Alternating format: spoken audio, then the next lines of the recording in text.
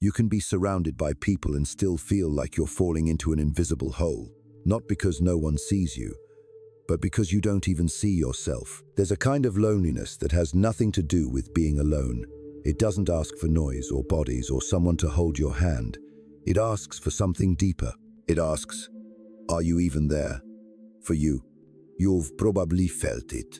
You've laughed in rooms full of people and still felt like a stranger behind your own smile. You've been loved, maybe even wanted, but somehow it didn't land. It couldn't fill that gnawing space inside your chest, that hollow ache that no one else can touch, because it's not their hands that need to reach you, it's yours. In this video, we're not here to teach or explain, we're here to feel, together, and maybe, gently, bring a mirror to the ache that has no name. The ache that Carl Jung once said was not about others, but about the missing pieces of the self we abandoned. If something in you has longed to be seen not by the world, but by your own soul, stay. If you've ever wondered why you still feel alone, even when you're not, stay. And if some part of you is tired of waiting for someone to save you, this might be your moment to sit with the truth, not for answers, but for recognition. Before we begin, if you feel this space speaks to something inside, you don't forget to subscribe. Not because you should, but because sometimes finding your people starts with a quiet yes. Let's begin. You learned early how to be what others needed. You were praised for being helpful, for being strong, for not making a fuss. You became what the room required.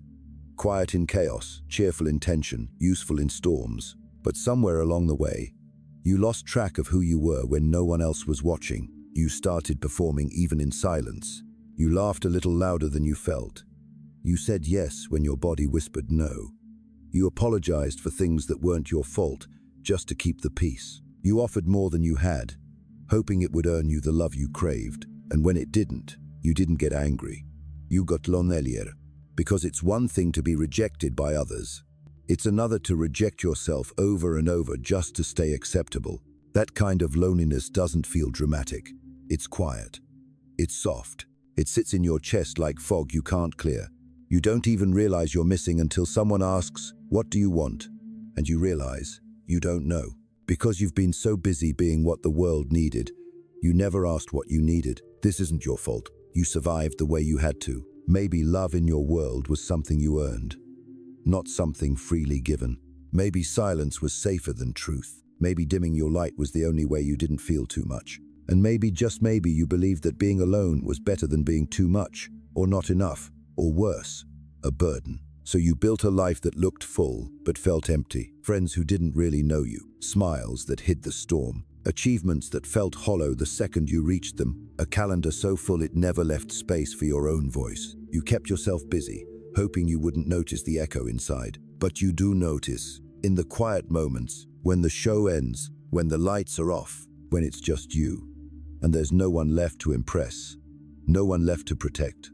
No one left to perform for. That's when the loneliness comes. Not because you're alone, but because you left yourself behind to belong. And now, you don't even know where you lost her. Sometimes it hits you in the most ordinary moments. You're folding laundry, driving home, standing in line at the grocery store. And suddenly, there's this wave. Not panic, not grief, just this quiet, unbearable sense of, I don't know who I am anymore. You feel like a shadow, going through motions, smiling, nodding, functioning, but inside, there's no color. Just grayscale memories of who you used to be before you started editing yourself down to fit into places that didn't know how to hold you. You weren't always this lost. You once had dreams, little rebellions, secret joys. You once had a laugh that came from your belly. You once had a voice that didn't shake. But slowly, so slowly, you chipped away at yourself. Each time you swallowed the truth. Each time you kept quiet to avoid a fight. Each time you played small so someone else could feel big. Each time you gave up something you loved just to be loved. It didn't feel like sacrifice at first. It felt like compromise, like care, like maturity. But now you realize what you've really been giving up wasn't them. It was you. The loneliness you feel, it's not just from a lack of people. It's from being surrounded by everyone except yourself. Your body's there. Your job's there. Your responsibilities, they never left. But your essence, the part of you that knows what joy tastes like, what desire feels like, what truth sounds like. That part has been hiding, waiting, terrified to come back out. In case you push her away again, you didn't mean to abandon her. You just thought becoming what others wanted would make you safe. But safety without self is exile. And the deepest ache in your chest, it's not heartbreak, it's not grief, it's homesickness for yourself. And when you finally realize that the person you miss most isn't someone else, it's you, there's this pause, this hush inside you that feels like standing on the edge of something sacred and terrifying. Because now you know, no one's coming to rescue you from this. Not because you're unworthy, but because this kind of rescue can only come from within. You can have arms around you and still feel cold. You can be told you're loved and still not believe it. Because if the love you're receiving isn't meeting the version of you that's true, it can't touch the parts that are hurting. And that's what you've been craving, isn't it? Not surface love, not temporary validation, not someone to say you're good enough, but someone to look at the raw, unfiltered, trembling truth of who you are and whisper, I see you, all of you, and I'm not going anywhere. That someone has to be you first. And that's the part that breaks your heart open, because it's easier to chase love out there than to give it in here. It's easier to overgive than to sit still and ask, what do I even need? You might not even know how to begin, because reconnecting with yourself isn't a checklist. It's not another performance. It's a remembering, a gentle, trembling reaching toward the version of you that stopped speaking, because no one was listening. You start by noticing when you're pretending. You start by feeling the ache instead of numbing it.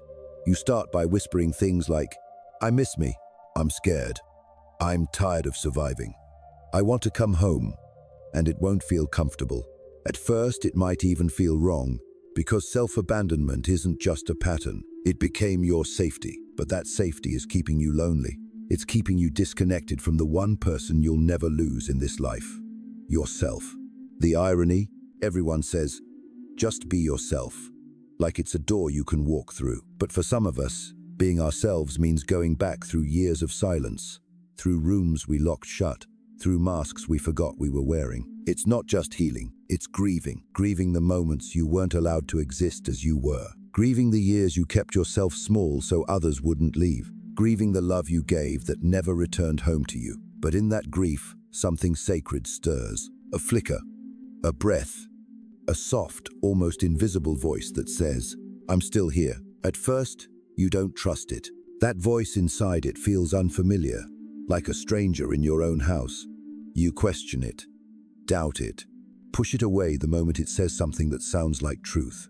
Because for so long, your instincts weren't safe to follow. Your feelings were too much, too sensitive, too dramatic. So you learned to silence them. You learned to obey the world instead of your own soul. And now you're trying to listen again, but the signal is faint. You second-guess every whisper. You're scared to want, because wanting has cost you too much before. But you keep showing up. You start carving out tiny moments of realness. You stop over-explaining. You sit with discomfort instead of fleeing it. You name your feelings out loud, even if only in a whisper. I feel empty. I feel like I've been pretending for too long. I don't even know what I like anymore. You don't rush to fix it. You just let the truth breathe. And somehow, in that space, the loneliness begins to shift. Not because someone else came, but because you did. You began sitting beside your sadness like it wasn't something to run from. You started treating your wounds like they were stories worth hearing. You looked at your reflection and instead of criticism, you offered curiosity. Not what's wrong with me, but what happened to me. That's where healing begins. Not in answers, but in finally asking the right questions.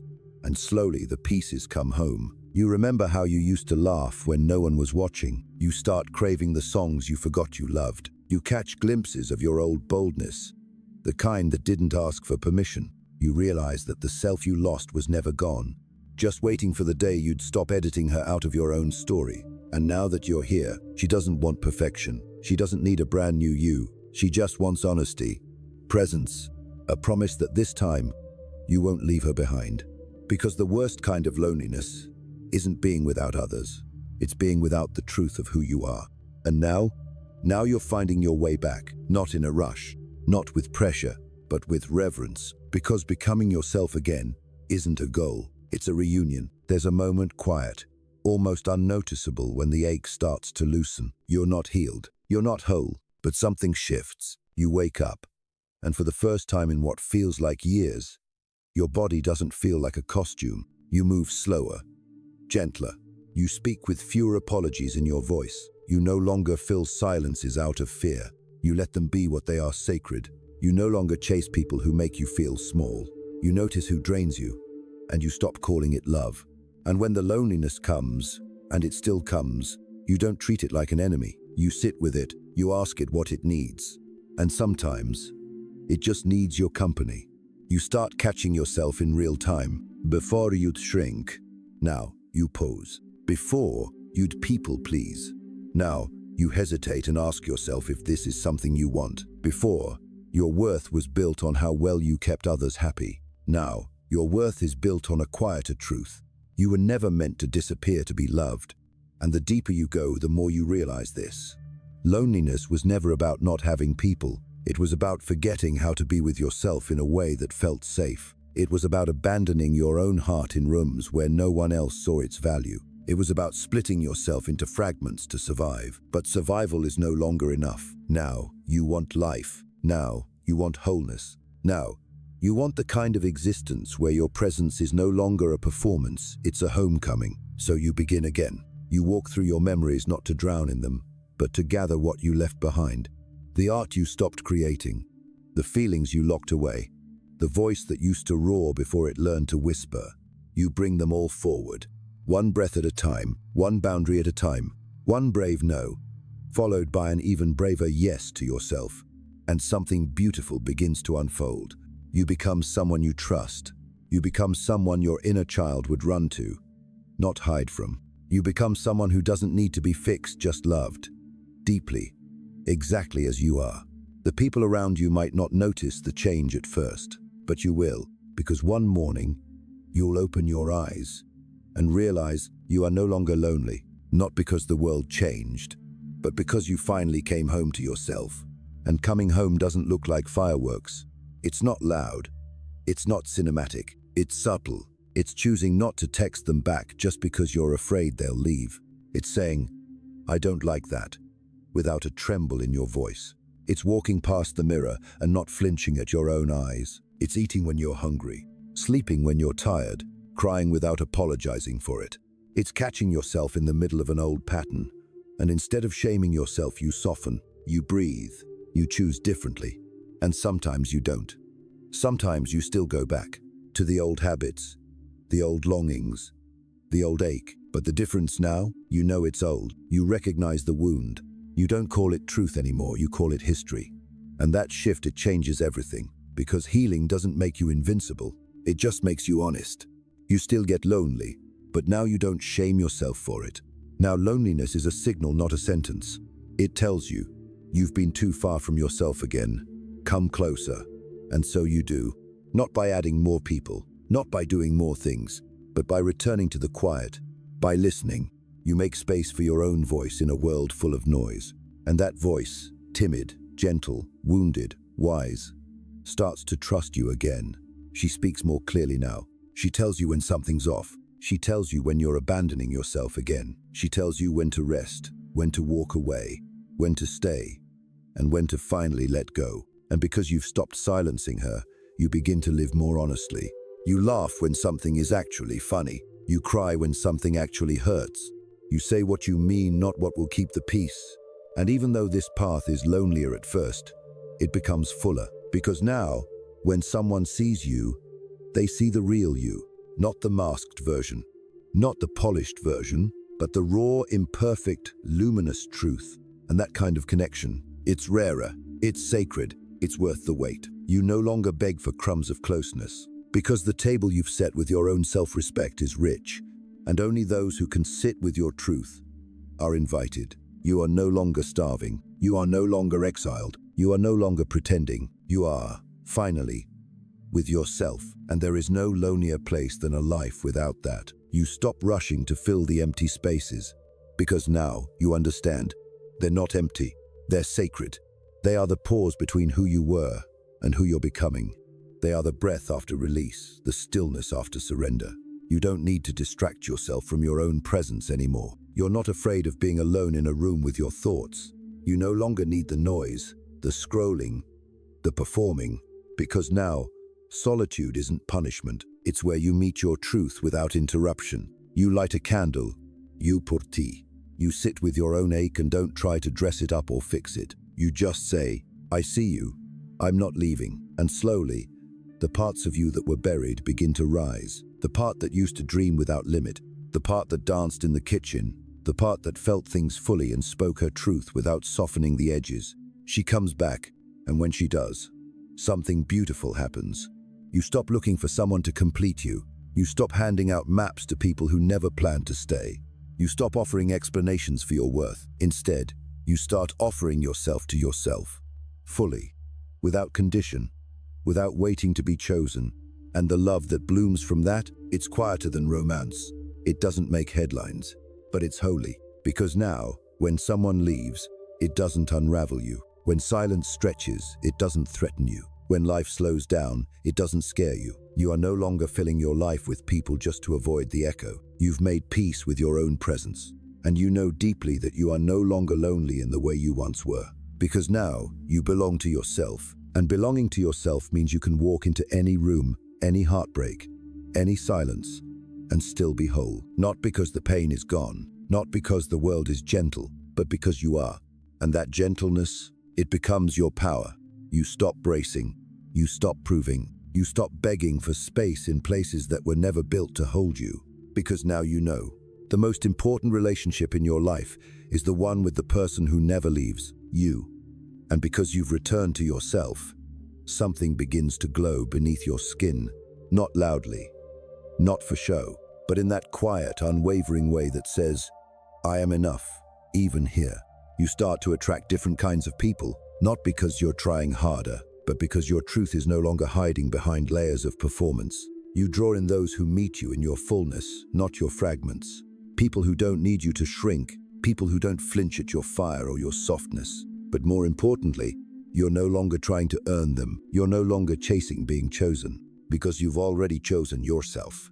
And when someone can't meet you there, you don't beg, bend, or barter. You bless and release, not from bitterness, but from knowing what it costs to abandon yourself just to be held. You're not willing to pay that price again. You've learned the difference between being alone and being disconnected. You've learned how silence can be healing when it's filled with your own presence. You've learned how peace doesn't come from being understood by everyone, but by finally understanding yourself.